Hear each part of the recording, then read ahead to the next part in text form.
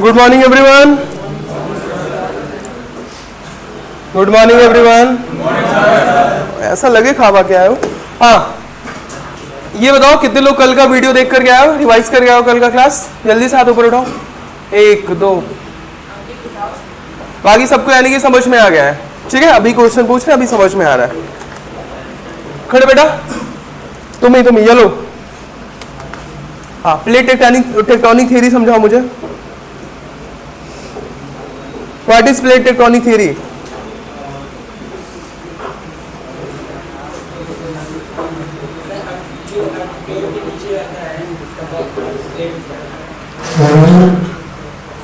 बैठो, तुम खड़े हो। Ankit, what is plate tectonic theory? Who is the propounder of plate tectonic theory? कौन प्लेट टेक्टोनिक थ्योरी दिया? नहीं पढ़े हो। वीडियो क्या करने के लिए पढ़ रहा है? घर वालों को देखने के लिए। तबीयत खराब, वीडियो देख सकते थे ना। मोबाइल नहीं चलाए हो? चेक करें मोबाइल। बैठो, खड़े हो तुम। हाँ, अल्फ्रेड वेगनर कौन सी थियरी दिए थे? दिमाग खराब हो गया तुम लोगों का? घर वालों के लिए ज्यादा पैसा हो गया है भाई। तबीयत है ठीक है, वीडियो देख सकते हो ना, कि उतने में भी हालत खराब हो जा रहा है। फोन नहीं चला है बेटा। तुम लोगों के लिए कुछ भी कर दिया जाए ना, तुम लोगों को रहना भिखारी ही है। एकदम लक्षण क्लियर दिख रहा है। कुछ भी हो जाए तुम लोगों से ना हो पाएगा, चाहे जितनी लाके फैसिलिटी रख दी जाए। ये वही लोग हैं जिनके सामने प्लेट सजा हुआ है बट स्टिल वो लोग खा नहीं पा रहे हैं। क्यों? क्योंकि उनका मन नहीं है हाथ ऊपर उठाने का। ऐसे काम करोगे कैसे काम चलेगा यार? तुम लोगों के लिए सब कुछ किया जा रहा है, इतना एफर्ट्स लगा के क्लास के नोट से लेकर के पढ़ाने तक का सब कुछ हो रहा है, वीडियोस पढ़ रहे हैं, बट स्टिल तुम लोग मुर्दों की तरह बस आ जा रहे हो क्लास में बैठ करके।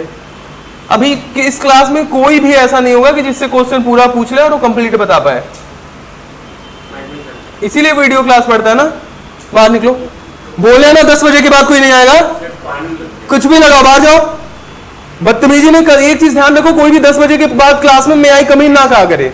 ठीक है, 10 मतलब 10 होता है, उसके बाद 10-0-1 नहीं होना चाहिए। अच्छा, आज हम लोगों को पढ़ना है, एक तो ज्योग्राफी का एक चैप्टर बचा हुआ उसको खत्म करना है, और उसके अलावा एक हम लोगों को कवर करना है करंट अफेयर्स का, जो बोले थे बुक एंड ऑथर्स वाला। ठीक है, तो सबसे पहले बुक एंड ऑथर्स वाला करंट अफेयर्स का आधे घंटे पढ़ लेते हैं, और उसके बाद से हम लोग पढ़ना स्टार्ट करेंगे ज्योग्राफी। डन? या ज्योग्राफी का चैप्टर कवर कर लेते हैं, ये ज्यादा इजी रहेगा। ज्योग्राफी का चैप्टर कवर कर लेंगे तो फिर उसके बाद से करंट अफेयर्स लंबे टाइम तक अभी पढ़ पाएंगे। आज ही पढ़ना है उसको। तो सबसे पहले ज्योग्राफी का चैप्टर हम लोग स्टार्ट करते हैं। कल हम लोग पढ़ रहे थे ज्योग्राफी, और ज्योग्राफी में कल क्या क्या पढ़े थे? अंजलि खड़ी हो, बताओ।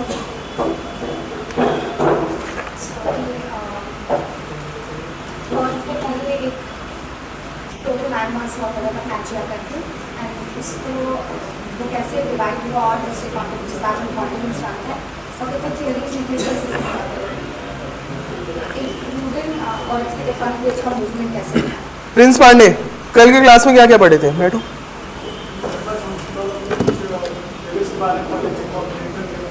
किस तेज बोलो, आवाज नहीं आ रही।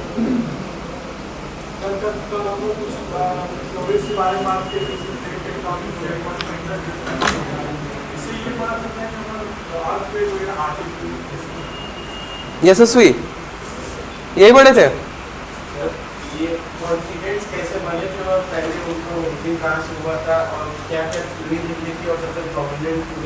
ठीक है, बहुत बढ़िया। इन सारी थियरीज का नाम बताओ। बैठो प्रिंस, तुम बैठो। इन सारी थियरीज का नाम बताओ। सर पहले पढ़े थे कॉन्टिनेंटल थ्योरी, उसके बाद सर एक करंट वाली थ्योरी, उसका नाम नहीं याद है। उसके बाद सर पढ़े थे सी फ्लो स्प्रेडिंग थ्योरी, और उसके बाद ठीक है, प्लेट टेक्टोनिक थ्योरी समझाओ। सर प्लेट टेक्टोनिक थ्योरी में ये बताया, आर्थर बोन्स दिए थे, जो बताए थे कि जो अर्थ के नीचे प्लेट्स होती है उनमें जो मूवमेंट होता है उसकी वजह से क्या होता है कि एक तो दो तरह का मूवमेंट हो सकता है, कन्वर्जेंट हो सकता है, फिर डाइवर्जेंट हो सकता है। तो जब पास आते हैं तो सर मूवमेंट की वजह से एक तो अलग अलग हो जाएगा, अगर एक ही चीज़ है सिर्फ तो उसके बाद मूवमेंट की वजह से वो एक दूसरे में टकराएगा। प्लेट टेक्टोनिक थ्योरी है क्या? अगर तुमको थोड़े में बताना हो तो प्लेट टेक्टोनिक थ्योरी क्या बताओगे? सर एक मान लीजिए कॉमन सा लैंड है पूरा एक, और उसमें मतलब कोई भी लैंड है तो उसके नीचे प्लेट्स होगी, उसकी मूवमेंट्स की वजह से वो डिफरेंट पार्ट्स में डिवाइड होकर उसकी कॉन्टिनेंट होगा। बैठो। और कोई बताएगा प्लेट टेक्टोनिक? आशीष खड़े हो, बाहर से बाहर, टाइम प्लेट टेक्टोनिक थ्योरी बताओ। विलियम, आगे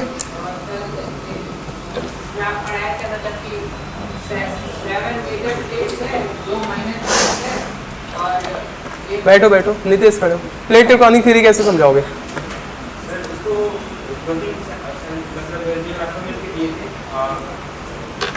ठीक है, 2-3 थे इसके। आगे मैकेंजी।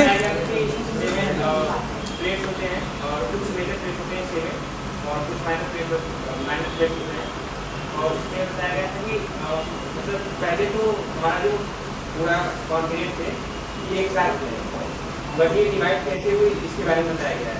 जो देखो ये प्लेट टेक्टोनिक में बताया गया, ये प्लेट टेक्टोनिक में बताया गया या अल्फ्रेड वेगनर ने बताया? ये नहीं बताया था। बैठो। नारायण खड़े हो। Plate tectonic theory. Plate tectonic sir जो दो प्लेट होती हैं उनकी सब टकराने की वजह से होता है, जो नीचे का जो क्रस्ट होता है उसमें सर जो करंट कुछ कल वीडियो देखे थे? बैठो। सौरभ बताओ। एटमॉस्फेयर, हवा में उड़ रहा लिथोस्फेयर, चारों तरफ बस लिथोस्फेयर ही दिख रहा है, एस्ट्रोनोस्फेयर। ठीक है, बैठो बताओ। थ्योरी को मैकेंजी, नॉर्टन, पार्कर और विल्सन ने मिलकर 1967 में किया था। इसमें ये पॉइंट आउट कि हाउ जो प्लेट्स हैं वो एस्ट्रोनॉस्फेयर के मॉडर्न स्लेट प्लास्टिक पे फ्लोट कर रहे होते हैं और इन्हीं के मूवमेंट्स की वजह से या तो कॉन्टिनेंट्स कन्वर्ज, डाइवर्ज या फिर ट्रांसफॉर्म होते हैं। ठीक है, बैठो। कल हम लोग पढ़ रहे थे plate tectonic theory. Plate tectonic theory क्या बता रहा था कि एक लिथोस्फेयर जो हमारा है, अर्थ का स्टेनोस्फेयर के ऊपर वाला स्फेयर है, वो कई सारे पार्ट में बटा हुआ है, अलग अलग टुकड़ों में बटा हुआ है। इन टुकड़ों को हम टेक्टोनिक प्लेट्स के नाम से जानते हैं और ये कंटिन्यूअसली मूव करते रहते हैं, कंटिन्यूअसली इसमें मोशन होता रहता है। बस इतनी सी प्लेट टेक्टोनिक थ्योरी है। ठीक है, तुम लोग अगर जो अपने आप को एक्सप्रेस नहीं कर पा रहे हो, अपनी पढ़ी लिखी हुई चीजें एक वे में, एक फ्लो में बता नहीं पा रहे हो, तो तुम लोगों से एसएसबी कैसे हो पाएगा? जहां पे तुमको फ्लैट कोई भी रैंडम चीजें तुमसे पूछी जाएंगी और तुमको चैनलाइज करके उसको फ्रॉम बिगिनिंग टू एंड तक उसको तुमको बताना रहेगा। कैसे बता पाओगे? हवा में सब कुछ लहर रहा होगा, सब तैर रहा होगा, किसी को कोई आइडिया नहीं होगा क्लास में क्या चल रहा है, मतलब वहां पे एसएसबी में क्या बोलना है क्या नहीं बोलना है। यही एक मेजर कारण होता है जिसके वजह से तुम लोगों को रैंडम बाहर निकाल दिया जाता है कि पहले ही दिन जितने कूड़े कबाड़े जाते हैं उनको छाट करके वो लोग बाहर कर देते हैं। कोई भी एक स्टोरी लिखने के लिए वो बोल देंगे तो तुम्हारी स्टोरी नहीं क्लियर है। अगर तुम क्लास की कोई चीज पढ़ी हुई नहीं बता पा रहे हो नेक्स्ट डे, तो तुम लोग स्टोरी कैसे बता पाओगे? स्टोरी तो तुम लोग और नहीं लिख पाओगे। वो प्रोसेस ही पहले दिन का ऐसा होता है ना कि उनको फिल्टर करना होता है कि कितने ऐसे ही बस चले आए हैं। सारी कहानी तुम्हारे पर्सनैलिटी की है, तुमको पता ही नहीं है कि हमको क्या करना है। एनीवे, हम लोग कल प्लेट टेक्टोनिक थ्योरीज हम लोग बेसिकली कल पढ़ क्या रहे थे? हम लोग पढ़ रहे थे कि अर्थ का जो कॉन्टिनेंट और ओशंस है, इनका ओरिजिन कहां से, जो प्रेजेंट टाइम में कॉन्टिनेंट और ओशंस है, हमको ये पता चला ये ऐसे नहीं थे। स्टार्टिंग में सब कुछ एक बड़ा सा सिंगल कॉन्टिनेंट था जिसको हम सुपर कॉन्टिनेंट पैंजिया के नाम से बोलते थे और वो surrounded by a super ocean known as Panthalassa. ठीक है, और बाद में इसमें ब्रेक होता चला गया, तो दो पहले बनता है दो कॉन्टिनेंट जिसको हम लॉरेशिया एंड गोंडवाना लैंड बोल रहे हैं, उसके बीच में एक सी बन रहा है जिसको टेथिस सी बन रहा है, एंड देन आज के टाइम का 7 कॉन्टिनेंट्स है। 7 कॉन्टिनेंट्स मूव करते करते पहुंचा है। ठीक है, ये सारे के सारे प्रेजेंट टाइम के जितने बने। इसके बाद से इस थ्योरी को एनरिच करते हुए 2-3 थ्योरीज बीच में, लास्ट में एक थ्योरी निकल गया है प्लेट टेक्टोनिक थ्योरी। ठीक है, प्लेट टेक्टोनिक थ्योरी का क्या मतलब हुआ कि ये एक प्लेट की बात कर रहा है। प्लेट क्या है? अर्थ का जो लिथोस्फेयर, जो एस्ट्रोनोस्फेयर के ऊपर फ्लोट कर रहा है, वो कई सारे मेजर और माइनर टुकड़ों में बटा हुआ है जिसको हम प्लेट्स के नाम से जानते हैं। और ये प्लेट्स कंटिन्यूअसली मोशन कर रहे हैं, कंटिन्यूअसली मूव कर रहे हैं। इतनी सी प्लेट टेक्टोनिक थ्योरी है। इनका मूवमेंट 3 टाइप का होता है। एक कन्वर्जेंट मूवमेंट है जब दोनों प्लेट्स पास आते हैं, एक डाइवर्जेंट मूवमेंट है जब दोनों प्लेट्स दूर जाते हैं, और एक जब पैरेलल मूव कर रहे होते हैं जिसको हम ट्रांसफॉर्म मूवमेंट के नाम से जानते हैं। ठीक है, और उनकी वजह से क्या क्या फॉर्म हो रहा है हम लोग कल डिस्कस कर लिए थे। ठीक, अब इस चैप्टर के बाद हम लोगों को पता है करना है, जैसे कल हम लोग देख रहे थे कि नए क्रस्ट का फॉर्मेशन हो रहा है। कल बार बार रिपीट किया जा रहा था कि न्यू क्रस्ट बनेगा। किसके वजह से न्यू क्रस्ट बनेगा? कौन से मूवमेंट के? तीनों में से कौन से? डाइवर्जेंट। ठीक है, जब नया क्रस्ट का फॉर्मेशन हो रहा है तो इस क्रस्ट के फॉर्मेशन से क्या होगा कि मिनरल्स बन रहा है, रॉक्स बन रहा है, वो आज के हमको चैप्टर में पढ़ना है। ठीक है, तो आज का जो चैप्टर है, हेडिंग बनाओ, चैप्टर का नाम लिखो, chapter number 5, rocks and minerals. Rocks and minerals, chapter number 5, rocks and minerals.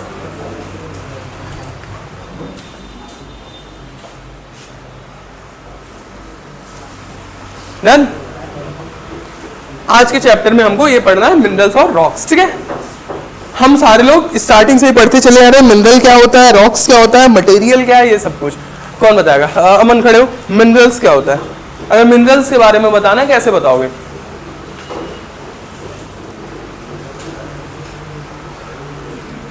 बताओ।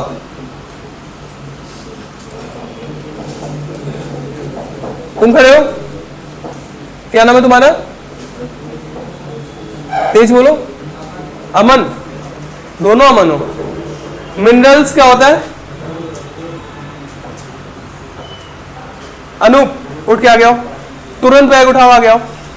मिनरल्स क्या होता है?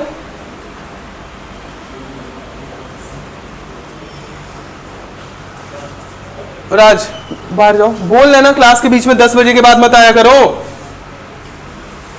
मिनरल्स क्या होता है? और में कुछ मेटालिक पार्ट यूजफुल होते हैं। क्या होता है? और में कुछ मेटालिक पार्ट जो कि यूजफुल होते हैं। यूजफुल होते हैं। ठीक है, बैठो।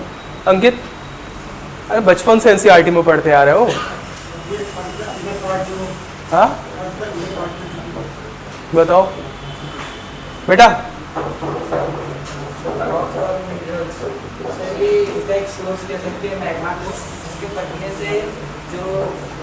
मिनरल्स होता क्या है? सर जो नेचुरल रहते हैं, अंडरग्राउंड रहते हैं, जैसे रॉक हो गए, फ्यूल्स हो गए, तो ये सब मिनरल्स है। रॉक कौन सा मिनरल है? कोल। कोल मिनरल है। बैठो। प्रिंस पांडे खड़े हो। मिनरल्स,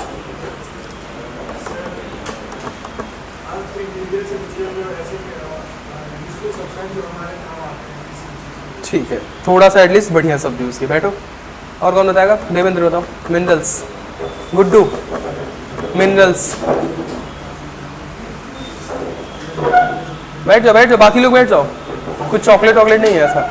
बताओ। सर अर्थ की सरफेस पे वो सब कुछ जो हमारी लाइफ में यूज होते हैं, जैसे वो। ठीक है, बैठो। बहुत बचपन से हम लोग एक लाइन पढ़ते आ रहे हैं, naturally occurring substances are known as minerals. बस इतनी सी कहानी है। मिनरल्स क्या है? जितने भी सब्सटेंस हमारे अर्थ क्रस्ट में नेचुरली पाए जा रहे हैं, उन सारे सब्सटेंसेस को हम किस नाम से बुलाते हैं? मिनरल्स के नाम से। ठीक है। अगर अब नेक्स्ट क्वेश्चन उठ रहा है कि रॉक्स क्या है, फिर ये तो मिनरल्स हो गया कि जितने भी हमारे रॉक क्रस्ट में, रॉक्स अर्थ में नेचुरली ऑकरिंग सब्सटेंसेस हैं, जो नेचुरली पाए जा रहे हैं, पदार्थ जो नेचुरली पाए जा रहे हैं, उनको हम मिनरल्स बोल रहे हैं। तो फिर रॉक्स क्या हुआ? वो मिनरल्स हमको कहां से पाए जा रहे हैं? रॉक्स से। ठीक है, तो अगर इन मिनरल हम रॉक्स हमसे कोई पूछे क्या है, तो एग्रीगेट ऑफ मिनरल्स हुआ। जितने भी मिनरल्स अगर उनको एक साथ इकट्ठा कर दे तो उनको रॉक्स के नाम से बोल सकते हैं। इसीलिए देखो यहाँ पे लिखा भी होगा कि रॉक्स क्या है? Rock is an aggregate of one और मोर मिनरल्स, है ना। एक जो रॉक होगा उसमें पर्टिकुलर सिर्फ एक मिनरल भी पाया जा सकता है, एक से अधिक मिनरल्स भी पाए जा सकते हैं। और जनरली कुछ मिनरल्स ऐसे होते हैं जिनका नेचर ही होता है वो हमको और के फॉर्म में पाए जाते हैं। ठीक है, फिर उनको हम फिल्टर करके उनसे हम मिनरल्स को सब्सट्रैक्ट करते हैं, एक्सट्रैक्ट करते हैं। ये कुछ तरीका होता है रॉक्स के बारे में। तो अगर तुमसे कोई पूछ रहा है मिनरल्स क्या है, तो जितने भी नेचुरली ऑकरिंग सब्सटेंसेस हैं वो सारे के सारे मिनरल्स हैं। रॉक्स क्या है? तो इन सारे मिनरल्स का एग्रीगेशन। अगर सारे मिनरल्स को इकट्ठा कर दिया जाए तो इनको हम बोलेंगे किस नाम से? रॉक्स के नाम से। ठीक है, एक बार बोर्ड पे सारे लोग देख लो। हमारे क्रस्ट में 98% जो है ये सिर्फ 8 मेजर, अगर देखो दो टाइप का तुमसे क्वेश्चन पूछता है, एक होता है मेजर मिनरल्स और एक होता है माइनर मिनरल्स। ठीक है, एक नया हम क्लासिफिकेशन किए हुए हैं जो हमारे लिए बाद में डिस्कस करेंगे। अभी फिलहाल इसमें देखो 8 मेजर और बाकी सब मिनरल्स होते हैं। हमारे अर्थ का 98% जो एरिया है, जितने क्रस्ट हैं वो सबके सब किससे बने हुए हैं? इन्हीं आर्ट से। कौन कौन से हैं? Oxygen, silicon, aluminium, ferrous, carbon, ठीक है, फेरस मतलब आयरन, और कैल्शियम, सोडियम, पोटेशियम, मैग्नीशियम, ठीक है। टोटल 8 जो है मिनरल्स हैं, ये सबसे ज्यादा हमारे क्रस्ट में पाए जाते हैं। याद रखना, ये पूछता है बार बार कि क्रस्ट में सबसे ज्यादा क्या पाया जाता है, ऑक्सीजन पाया जाता है, ठीक है। एक ऑर्डर में मेंशन है, सबसे ज्यादा कौन सा मिनरल पाया जाता है, ऑक्सीजन पाया जाता है, ठीक है। और ये जो मिनरल है जनरली अदर मिनरल के साथ कंबाइन करते हैं, जो एलिमेंट्स होते हैं उसको मिनरल के नाम से बोल रहे हैं। और ये सारे मिनरल का सोर्स क्या है, जो अभी तुम लोग बोल रहे थे, मैग्मा, ठीक है, कि मैग्मा बाहर निकल के आया, फिर ठंडा हुआ और उसके वजह से क्या बना, रॉक्स बना, और रॉक्स में मिनरल्स हमको पाए जा रहे हैं, ठीक। तो हमेशा हमेशा सोर्स क्या होगा, मैग्मा होगा। अब हम डिस्कस करते हैं टाइप्स ऑफ मिनरल्स की। तो हमारे वहाँ जो मिनरल्स है वो 2 टाइप के पाए जाते हैं, एक मेटालिक, एक नॉन मेटालिक। तो मेटालिक का मतलब क्या, हाँ, जो मेटल्स हैं जिसमें आयरन और अच्छे अदर मेटल्स पाए जा रहे हैं। और एक नॉन मेटालिक, देखो 3 टाइप के मेटालिक मिनरल्स होते हैं। एक जिसको हम प्रेसियस बोलते हैं, है ना, कुछ ज्यादा ही वैल्यूएबल जो मिनरल्स होते हैं, फॉर एग्जांपल गोल्ड, सिल्वर, ये सब हो गया। एक फेरस होता है। फेरस कहाँ से आया है, फेरस, है ना, आयरन से। तो जितने भी मिनरल्स जिसमें आयरन का इन्वॉल्वमेंट है उसको हम फेरस मिनरल्स बोलते हैं, फॉर एग्जांपल आयरन, स्टील, ये सारे। और नॉन फेरस हो गया जहाँ पे आयरन नहीं है, for example copper, lead, zinc, tin, ये सारे। टिन किसका कॉम्बिनेशन होता है,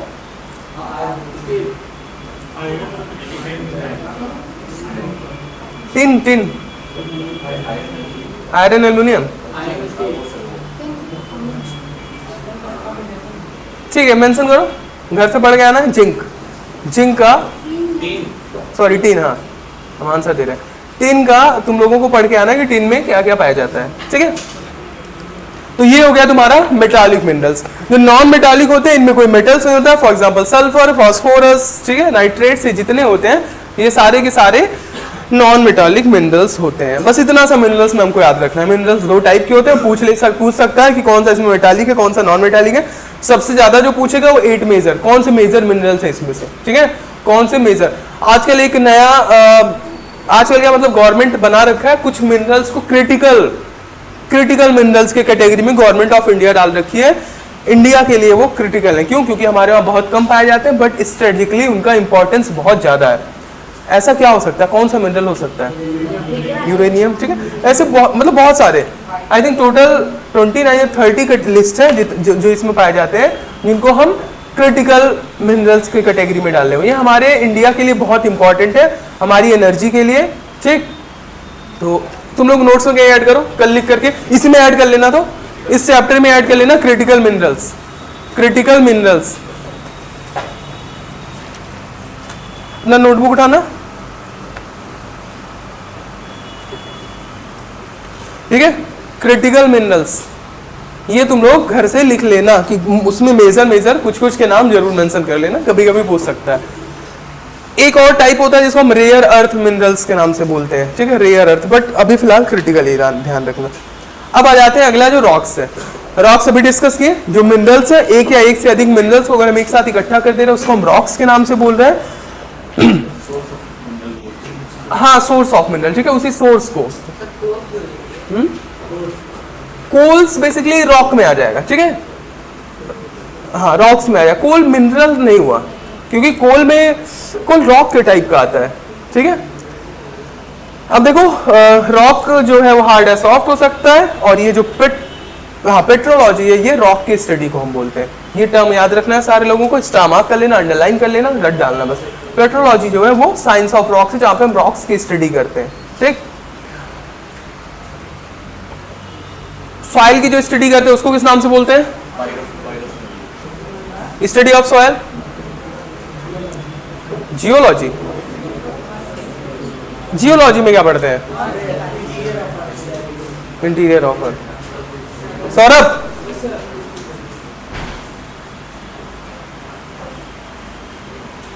ठीक है, बताओ।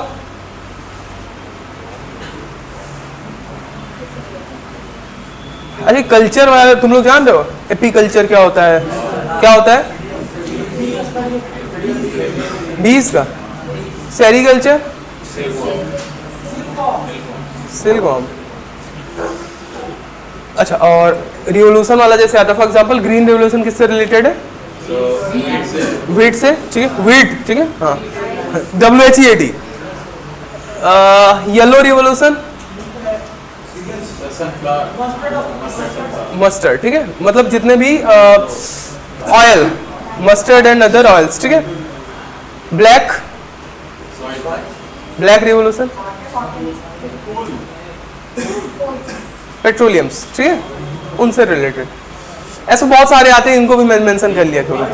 हाँ, जैसे पिंक रिवोल्यूशन हो गया, पिंक किसके लिए? अनियन के लिए, ठीक है।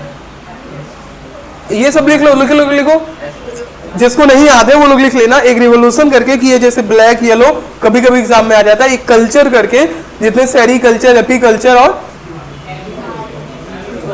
हार्टिकल्चर, ठीक है, और एक स्टडी ऑफ समथिंग करके 4-5 उसमें, जैसे सॉइल की जो स्टडी है उसको हम किस नाम से बोलते हैं?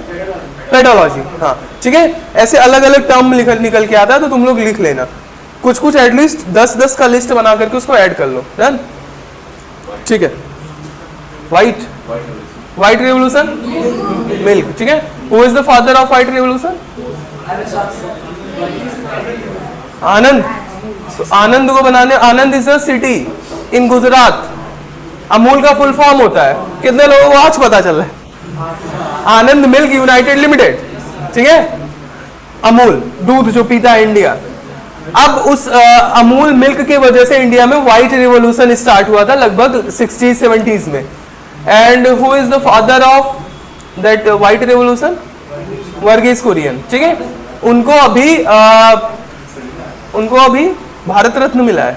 हाँ, भारत रत्न मिला लास्ट, जो 5 लोगों को मिला था उसमें या तो ग्रीन रिवोल्यूशन वाले क्या थे? MS स्वामीनाथन, सॉरी, हाँ, वर्गीस कुरियन नहीं, MS स्वामीनाथन को मिला था। MS स्वामीनाथन इस किससे रिलेटेड है?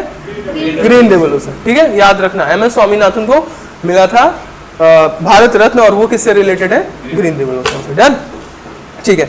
देखो अब ये रॉक्स है, रॉक्स 3 टाइप के होते हैं। जनरली ये रॉक्स एक दूसरे से अलग नहीं है, ठीक है। जब हम रॉक्स के टाइप्स की बात कर रहे हैं, सारे लोग सामने देखो, सब कुछ PDF में है, सब लोग केवल फोकस करो सामने। जो रॉक्स के 3 टाइप्स हो रहे हैं ना, एक्चुअल में ऐसा नहीं कि एक अलग रॉक्स, दूसरा अलग रॉक्स, तीसरा अलग, सब एक दूसरे से इंटर रिलेटेड है। ऐसा क्यों हो रहा है? हाँ, क्योंकि इनका जो सोर्स है वो कॉमन है, एक ही सोर्स है जो है मैग्मा, और इसी सोर्स की वजह से जो रॉक्स हैं वो 3 टाइप के हमको पाए जा रहे हैं। जो 3 टाइप के रॉक्स हैं उसमें सबसे पहला जो रॉक्स देखते हैं उसको हम इग्नियस रॉक्स के नाम से बोलते हैं, दूसरा सेडिमेंट्री रॉक्स और तीसरा मेटामॉर्फिक रॉक्स। देखो इग्नियस रॉक जो है वो कहां से बना है? लावा से। ये सबसे प्राइमरी या सबसे बेसिक रॉक भी होता है। ऐसा होता क्यों है? क्योंकि जैसे ही लावा बाहर निकल के आया या मैग्मा बाहर निकल के आया, लावा के फॉरवर्ड में जो हम लोग डेक्कन ट्रैप की बात करते हैं, ठीक है, ये सारे वहां पे जो रॉक्स बन रहे हैं किससे बन रहे हैं? लावा से। क्या इनका नेचर क्या होगा? इग्नियस, क्योंकि ये प्राइमरी उसी से बन रहा है, ठीक है। इनको हम इग्नियस टर्म की अगर जो हम बात करें तो इग्नियस टर्म का मतलब जो होता है वो फायर है ना, आग से। जो चीज फायर से बना हुआ उसको हम इग्नियस टर्म यूज करते हैं। मैग्मा जब बाहर निकल के आता है तो आग के तरीके से होता है, ठीक है, मेल्ट किया रहता है, और वो जब सॉलिड होता है और कूल होकर के जो रॉक्स का फॉर्मेशन करता है उसको हम इग्नियस रॉक बोलते हैं, ठीक। तो इग्नियस रॉक क्या हुआ? इग्नियस रॉक वो रॉक हुआ कि जब मैग्मा बाहर निकल के आया और ठंडा हो गया तो जिस रॉक्स का फॉर्मेशन करता है उसको हम इग्नियस रॉक्स बोलते हैं।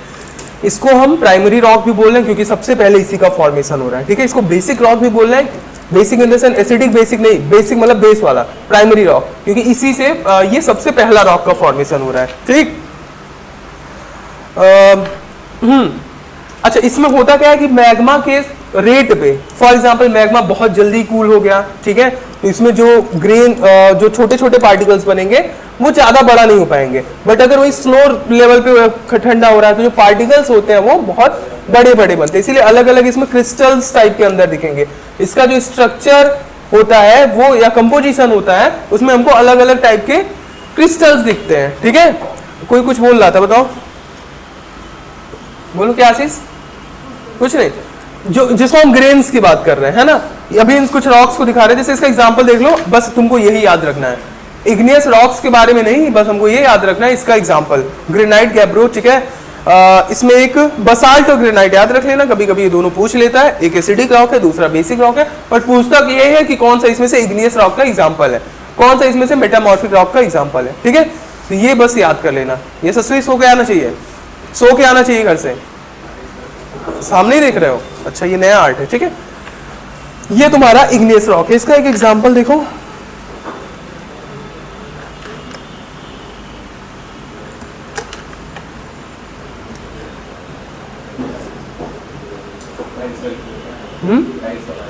टाइल्स वाला, मार्बल्स वगैरह, अभी उसी का ओरिजिन यही से है, बट उसका फॉर्म थोड़ा सा चेंज हो जाता है। देखो इसमें हल्के हल्के जो ग्रेन्स दिख रहे हैं, ठीक है, इसको हम बोल रहे हैं इग्नियस रॉक्स, ठीक है, क्योंकि ये रेट कभी ठंडा तेज हो रहा है, कभी स्लो हो रहा है, उसके वजह से इसमें छोटे छोटे छोटे छोटे ग्रेन्स बन जाते हैं, ठीक है।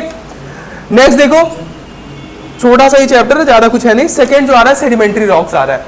अब ये प्राइमरी रॉक्स है, इसी से सारे रॉक्स बन रहे हैं। अब जब प्राइमरी रॉक का इरोजन होना स्टार्ट करता है तो जो उसके सेडिमेंट्स हैं वो एक एक जगह पे इकट्ठा होना स्टार्ट करते हैं, ठीक। जैसे कि तुम्हारे गांव में इमेजिन करो कि कोई एक कोई झारखंड वारखंड का है, उधर पहाड़ वहाड़ जाता है नहीं यार, ठीक है। अरे गांव में ही इमेजिन करो, खेत से रिलेट करो, जब हवा चलता है ना तो मिट्टी उड़ उड़ के जा रहा है, पर्टिकुलर एक जगह पे इकट्ठा हो रहा है, एक लेयर बना, उसके ऊपर दूसरा लेयर, तीसरा लेयर, ये जो लेयर का फॉर्मेट होता है इसी को हम सेडिमेंट्री रॉक्स बोलते हैं। सेडिमेंट्री क्यों? क्योंकि इसका फॉर्मेशन सेडिमेंट से हो रहा है। सेडिमेंट्स मतलब जो इरोजन्स हो रहे हैं, कभी इग्नियस रॉक का इरोजन हो रहा है, कभी इनफैक्ट सेडिमेंट्री रॉक का ही इरोजन हो रहा है, कभी थर्ड जो मेटामॉर्फिक है उसका इरोजन हो रहा है। उसके इरोजन होने की वजह से इन रॉक्स का फॉर्मेशन हो रहा है। इरोजन मतलब ऐसे समझो कि इनका कट कट के हवाएं चल रही हैं, पानी है, ठीक है, ओशनिक वेव्स है, ये सब कंटिन्यूअसली इरोड करती रहती है, काटती रहती है अर्थ के ऊपरी सरफेस को, और वो एक जगह जब जाकर के सेडिमेंट के फॉर्म में इकट्ठा होना स्टार्ट होता है तो लेयर बाय लेयर एक रॉक बनाता है, जिसको हम बोलते हैं कौन सा रॉक? सेडिमेंट्री रॉक, ठीक है। ये तुम्हारे सामने जो लेयरिंग हो रहा है इसको लिथिफिकेशन के नाम से भी बोलते हैं। जो अर्थ में हमारे रॉक्स में लेयरिंग हो रहा है उसको लिथिफिकेशन के नाम से भी बोलते हैं, ठीक है। इसका एग्जांपल हो गया सैंडस्टोन, लाइमस्टोन, ठीक है, कोल जो बोल चौक हो गया, ये सारे इसके एग्जांपल हैं। इसका भी देख लो,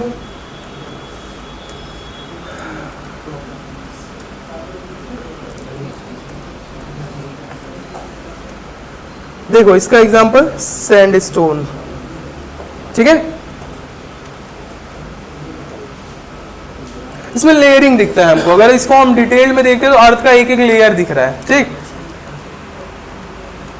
देखो यहाँ पे ये डिजाइन भी इसीलिए क्लियर हमको हो पा रहा है क्योंकि लेयरिंग की वजह से। तो जितने भी मेटामॉर्फिक रॉक्स होते, सॉरी जितने सेडिमेंट्री रॉक्स होते हैं वो लेयरिंग वाले रॉक्स होते हैं। डन।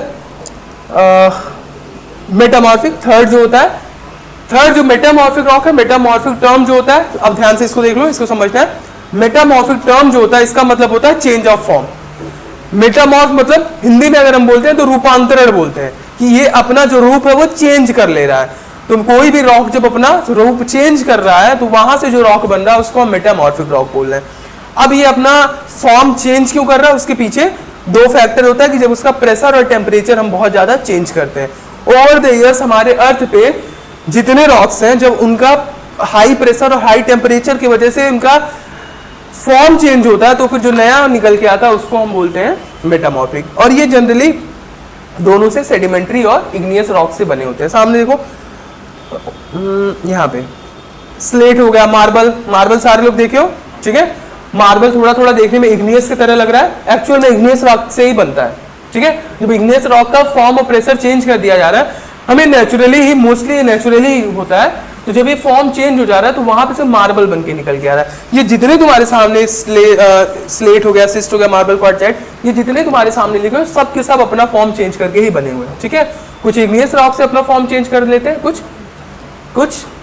सेडिमेंट्री रॉक से। ये तीन तुम्हारे रॉक्स हैं। एक बार जल्दी से हम रिवाइज कर दे रहे हैं, फिर से सुनो।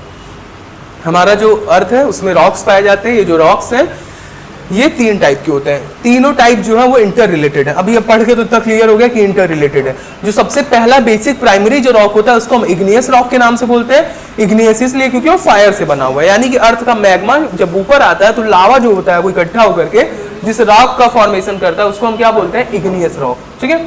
उसका एग्जाम्पल ग्रेनाइट, बसाल्ट, ठीक है, गैब्रो, ये सारा देखे थे। अब क्या होता है कि जब इन्हीं रॉक्स का कंटिन्यूअसली इरोजन हो रहा है तो उसके वजह से सेडिमेंट्स इकट्ठा होना स्टार्ट होते हैं। एक लेयर, दूसरा लेयर, तीसरा लेयर, जब इस तरीके से लेयरिंग होकर के जो रॉक्स का फॉर्मेशन होता है, यानी कि उस लिथिफिकेशन प्रोसेस से जो रॉक्स का फॉर्मेशन होता है उसको हम क्या बोलते हैं? Sedimentary rocks. इसका एग्जाम्पल सैंडस्टोन, कोल, ठीक है, ये सारे उसके एग्जाम्पल हो गए।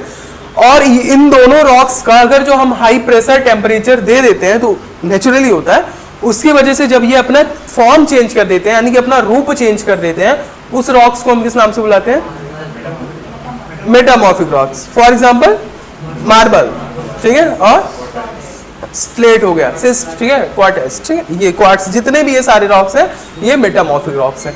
तुमको क्या याद रखना है? देखो, एक तो कभी कभी डायरेक्ट तुमसे क्वेश्चन ही पूछ लेता है कि मेटामॉर्फिक रॉक का नेचर क्या हो गया, या किसी भी रॉक्स का नेचर क्या हो गया।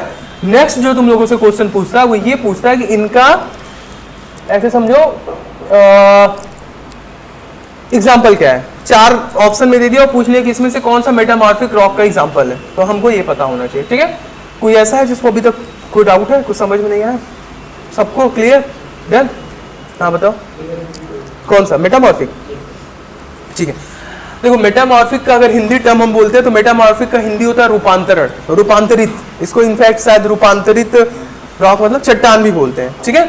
तो रूपांतरित इसलिए क्योंकि अपना रूप कहीं ना कहीं से चेंज कर रहा है। तो जो हमारे ऑलरेडी 2 टाइप के रॉक हैं, दैट इज इग्नियस रॉक और सेडिमेंट्री रॉक। इन दोनों रॉक्स पे जब प्रेशर बहुत ज्यादा पड़ता है, बहुत ज्यादा टेम्परेचर पड़ता है, बहुत सारे साल के, मतलब ओवर द ईयर्स, बहुत टाइम लगा के, तो फिर ये अपना फॉर्म चेंज कर लेता है। और जब अपना फॉर्म चेंज करता है तो मेटामॉर्फिक रॉक बनाता है, ठीक है। जिसका एग्जाम्पल क्या हो गया? स्लेट हो गया, सिस्ट हो गया, मार्बल हो गया, ठीक, क्वार्ट्ज हो गए, ये सारे के सारे जो है एग्जाम्पल है मेटामॉर्फिक रॉक्स के, ठीक। मेटाफॉर्म का मतलब, एक मिनट, मेटाफॉर्म का मतलब टू चेंज ऑफ फॉर्म। हाँ बताओ, सब रॉक्स ही हैं, अभी जाके एक बार सर्च करके देख लेना, हम कितना हमने यहाँ पर सर्च करके दिखा है, ठीक। नेक्स्ट जो है ये देखो रॉक साइकिल, इसमें कुछ नहीं है। अभी हम लोग जब पढ़ रहे हैं तो पढ़ने से ही हम लोगों को समझ में आ जा रहा है कि हर रॉक एक दूसरे में चेंज हो रहा है। इस चेंज को ही कंटिन्यूअसली एक साइक्लिक प्रोसेस है।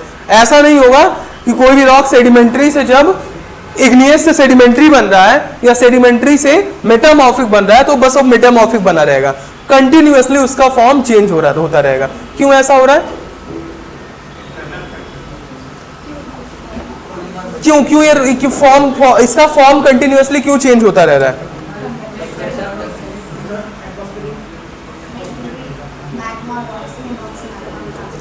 इंटरनल और एक्सटर्नल दोनों फैक्टर्स लगातार अर्थ के काम कर रहे हैं। अर्थ का जो इंटरनल फैक्टर है दैट इज मैग्मा, वो कंटिन्यूअसली बाहर आते रह रहा है। External factor that is erosion और हाई प्रेशर और टेम्परेचर कंटिन्यूअसली वर्क कर रहा है। ऐसा नहीं होगा कि मैग्मा बाहर आना रुक जाए, या ऐसा नहीं होगा कि इरोजन ना हो। जब तक इरोजन के जो एजेंट होते हैं, फॉर एग्जांपल वाटर हो गया, रनिंग वाटर, विंड हो गया, ठीक है, ग्लेशियर्स हो गए, या वाटर के वेव्स जो हो गए, ओशनिक वेव्स हो गए, ये कंटिन्यूअसली मोशन में रहेंगे और इनके वजह से ये इरोजन कंटिन्यूअसली होता रहेगा और जो टेम्परेचर और प्रेशर भी कंटिन्यूअसली मिलता रहेगा। तो जब तक ये फ्यूल इसको कंटिन्यूअस मिलते रहेंगे, रॉक्स एक दूसरे के फॉर्म में चेंज होते रहते हैं। इसी कंटिन्यूअस चेंज का फॉर्म ऑफ रॉक्स को हम बोलते हैं रॉक साइकिल, ठीक है। साइकिल जैसे हम लोग कार्बन साइकिल, ठीक है, ऑक्सीजन साइकिल, ये सब देखे ना साइकिल, हाँ, वाटर साइकिल हो गया, ठीक है। तो ये जो कंटिन्यूअसली चेंज होता रहता है, कभी ये खत्म नहीं होता, इसी को हम रॉक साइकिल के नाम से बोलते हैं। तीनों रॉक्स कैसे एक दूसरे में चेंज हो रहा है तुम्हारे सामने एक बार हम डिस्कस करते हैं, बोर्ड पे सारे लोग देख लो। अभी तक किसी को कोई डाउट है? नहीं? कुछ तुम बोल रहे थे? नहीं? ठीक, देखो बोर्ड पे सारे लोग देखो एक बार। सबसे पहले हम स्टार्ट करते हैं, हमारा जो बेसिक प्राइमरी रॉक है इग्नियस रॉक। सबको बोर्ड दिख रहा है? ठीक है, हमारा जो बेसिक सा प्राइमरी वाला रॉक है इग्नियस रॉक, सबसे पहले हम उस पर डिस्कस करते हैं। इग्नियस रॉक किससे बन रहा है? मैग्मा से। मैग्मा बाहर निकल के इग्नियस रॉक हुआ। इग्नियस रॉक का इरोजन होकर के सेडिमेंट्स इकट्ठा हुए, उस सेडिमेंट से कौन सा रॉक बन गया? Sedimentary rocks. उसी सेडिमेंट्री रॉक्स अगर जो हम हाई प्रेशर और टेम्परेचर देते हैं तो कौन सा रॉक बन जाएगा? Metamorphic rock. Clear? Igneous rock से दोनों रॉक बन गया। अब आते हैं हम दूसरे रॉक पे, that is sedimentary rock. Sedimentary rock से फॉर्मेशन के लिए क्या चाहिए? सेडिमेंट। सेडिमेंट्री रॉक बन गया। अब बने हुए सेडिमेंट्री रॉक्स को अगर जो हम हाई प्रेशर और टेम्परेचर देंगे क्या बन जाएगा? ठीक है, मेटामॉर्फिक। और यही सेडिमेंट्री रॉक जब मेल्ट होना स्टार्ट होता है, कहीं वोल्केनो और तमाम चीजें आ रही हैं, तो उसके वजह से क्या होता है? अगेन वो मैग्मा बनेगा। ठीक है, प्लेट टेक्टोनिक थ्योरी हम लोग पढ़ रहे हैं ना, जब एक प्लेट दूसरे प्लेट के नीचे जा रहा है, यानी कि ये जो सेडिमेंट्री रॉक है अगर ये नीचे जाएगा, मैग्मा अगेन बनेगा और मैग्मा बनके क्या बनाएगा? Igneous rock. फिर सेम प्रोसेस स्टार्ट हो जाएगा। ठीक है, हमारा जो तीसरा रॉक है मेटामॉर्फिक, उस पर आ जाते हैं। मेटामॉर्फिक अगेन मेल्ट होकर के मैग्मा, मैग्मा से फिर वो बाकी सारे रॉक्स बन जाएंगे। और इसी मेटामॉर्फिक का अगर जो कंटिन्यूअसली इरोजन होता रहता है तो उससे सेडिमेंट्स जो इकट्ठा होंगे वो सेडिमेंट्स क्या बनाएंगे, सेडिमेंट्री रॉक्स। सबको क्लियर है? एक बार हम और पढ़ा रहे हैं, ध्यान से देखो। हमारा जो बेसिक रॉक है इग्नियस रॉक, मैग्मा से जो बना हुआ है, मैग्मा बाहर निकल के आया, कूल ठंडा हुआ, इग्नियस रॉक का फॉर्मेशन किया, इग्नियस रॉक जो है एक रॉक बन गया। इग्नियस रॉक के सेडिमेंट्स यानी कि उसका जो इरोजन हो रहा है वो सेडिमेंट्स इकट्ठा होकर के सेडिमेंट्री रॉक्स बना रहे हैं, ठीक है। इन्हीं सेडिमेंट्री रॉक्स का या इसी इग्नियस रॉक का जब हाई प्रेशर और टेम्परेचर दे रहे हैं तो उसका फॉर्म चेंज हो जा रहा है। तो हम इग्नियस रॉक से दोनों रॉक बना दिए। कौन कौन सा? एक इग्नियस रॉक का सेडिमेंटेशन से सेडिमेंट्री रॉक, और इसका हाई प्रेशर और टेम्परेचर से मेटामॉर्फिक रॉक। ठीक, अब हम दूसरे रॉक पे आते हैं। सेडिमेंट्री रॉक है हमारे पास। सेडिमेंट्री रॉक मेल्ट करके मैग्मा में बनेगा क्योंकि प्लेट्स टेक्टोनिक की वजह से, और ये जब मैग्मा बनेगा ठंडा होकर के इग्नियस रॉक का फॉर्मेशन करेगा। यही सेडिमेंट्री रॉक हाई प्रेशर और टेम्परेचर की वजह से मेटामॉर्फिक रॉक बनाएगा, ठीक है। और फिर हम आ जाते हैं तीसरे रॉक पे, that is metamorphic. Metamorphic rock melt करके मैग्मा बनाया, मैग्मा से इग्नियस रॉक बन गया। यही मेटामॉर्फिक रॉक सेडिमेंट्स इकट्ठा हुए और वो सेडिमेंट्स इकट्ठा होकर के सेडिमेंट्री रॉक बन रहा है, ठीक है। सेडिमेंट्स कहाँ से आ रहे हैं? इरोजन की वजह से, ठीक है। किसी भी रॉक का जब इरोजन होता है तो वहां के सेडिमेंट्स इकट्ठा करके क्या बनाते हैं? सेडिमेंट्री रॉक, ठीक है। क्लियर है? हाँ बताओ। हाँ ये बना तो है, देखो ना यहाँ पे। एक्चुअली इग्नियस से हम दो ही डिस्कस किए हैं, एक तो सेडिमेंट्री रॉक और एक मेटामॉर्फिक रॉक। डायरेक्ट बनेगा, इग्नियस रॉक है, उसका प्रेशर और टेम्परेचर चेंज हुआ तो फिर वो मेटामॉर्फिक रॉक, ठीक है। सारे रॉक डायरेक्ट किसी ना किसी रॉक के फॉर्मेट में बनते हैं, ये यहाँ पे देखना है, ठीक है। क्लियर? कोई डाउट किसी को? तो बस आज के चैप्टर में इतना था। रॉक्स एंड मिनरल्स के चैप्टर में अब कल हम लोग जो एक चैप्टर पढ़ेंगे उसके बाद से तुम्हारे जियोग्राफी का मेजर पोर्शन खत्म है, ठीक है। जियोमॉर्फोलॉजी का पूरा मेजर जो पोर्शन है वो कल के क्लास के बाद से खत्म हो जाएगा। फिर बचेगा क्लाइमेटोलॉजी। कल कौन सा दिन है? थर्सडे, ठीक है। हाँ तो फिर नेक्स्ट अब स्टार्ट करेंगे क्लाइमेटोलॉजी। ज्यादा दिन वो भी नहीं लगेगा और वो सब इंपॉर्टेंट चैप्टर्स हो जाते हैं जहां से क्वेश्चन आने लग जाता है। बट ये सबसे बड़ा एरिया होता है। हम लोग जब सिलेबस पे डिस्कस कर रहे थे तो हम लोग तीन चीजें देखे थे, एक जियोमॉर्फोलॉजी था, दूसरा या किस नाम से बोले थे उसको, लिथोस्फेयर। एक लिथोस्फेयर था, दूसरा एटमॉस्फेयर था और तीसरा हाइड्रोस्फेयर था। जो लिथोस्फेयर है वो कल खत्म हो जाएगा, ठीक है। इसके बाद से हम लोग एटमॉस्फेयर खत्म करेंगे एंड देन हाइड्रोस्फेयर। हाइड्रोस्फेयर सिर्फ 1-2 दिन का उसमें लेक्चर रहेगा और एटमॉस्फेयर के मुश्किल से 10 से 12 लेक्चर, ये खत्म। फिर जियोग्राफी में हम लोग ह्यूमन जियोग्राफी पढ़ेंगे और ह्यूमन जियोग्राफी पढ़ा के 2-4 क्लास में वो खत्म और थोड़ा सा रिवर वगैरह का। अब देखो हम अब क्या करेंगे, हमको जैसे ही टाइम मिलेगा यहाँ पे आकर के हम वीडियो रिकॉर्ड करेंगे और तुमको मेजर, फॉर एग्जांपल मेन जो अमेंडमेंट्स हैं वो तुमको मिल गए कि कॉन्स्टिट्यूशन के कौन से अमेंडमेंट्स हैं, रिवर सिस्टम इंडिया में कौन कौन सा है वो तुमको वीडियो में मिल जाएगा। तो बस वीडियो देखते रहना और हो जाएगा काम, ठीक। 10-10 मिनट 5-5 मिनट के ऐसे वीडियो रिकॉर्ड कर करके आसान हो जाएगा कि तुम लोग बैठे बैठे उसको रिवाइज करते रहो, ठीक। जियोग्राफी का ये बहुत बड़ा पोर्शन है, हम लोग यहाँ तक कवर जब कर लेते हैं तो बस जियोग्राफी लगता है अब खत्म हो गया, अब ज़्यादा बचा नहीं है, ठीक है। तो बस आज के लिए इस जियोग्राफी में इतना, बाकी अभी हम दूसरा कुछ डिस्कस करते हैं, ठीक है। चलो थैंक यू।